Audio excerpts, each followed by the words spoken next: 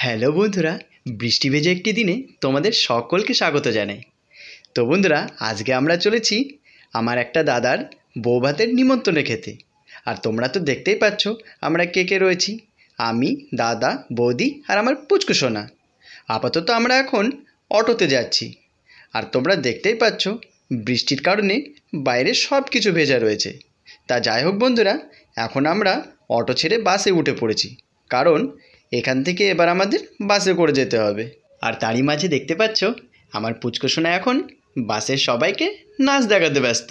তো শেষমেশ আমরা এখন উঠে পড়েছি টোটোতে। যেহেতু দাদাদের বাড়িটা একটা খুব সুন্দর গ্রামে, তাই এখন আমরা টোটোতে বসে খুব সুন্দর গ্রামের দৃশ্য দেখতে দেখতে এগিয়ে চলেছি। আর তারই মাঝে হঠাৎ আকাশে সূর্যকে দেখতে পাই, আমাদের মনের খুশি অনেকটাই বেড়ে গেল। কারণ অনুষ্ঠান বাড়িতে যদি বৃষ্টি হয় তাহলে তো সব আনন্দটাই মাটি হয়ে যাবে, তাই না? তা যাই হোক বন্ধুরা, শেষমেশ আমরা এখন পৌঁছে গেছি দাদার বাড়িতে। আর ফার্স্ট তোমাদেরকে ডেকোরেশনটা দেখাচ্ছি। দেখতেই পাচ্ছ বন্ধুরা, খুব সুন্দরভাবে ডেকোরেশন করিয়েছে দাদা।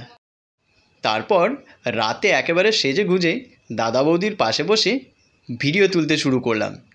দাদা একটা ডান্স করতে রিকোয়েস্ট করেছিল, তাই একটা ডান্সও করেছিলাম, সেটাও তোমাদের সাথে শেয়ার করলাম বন্ধুরা।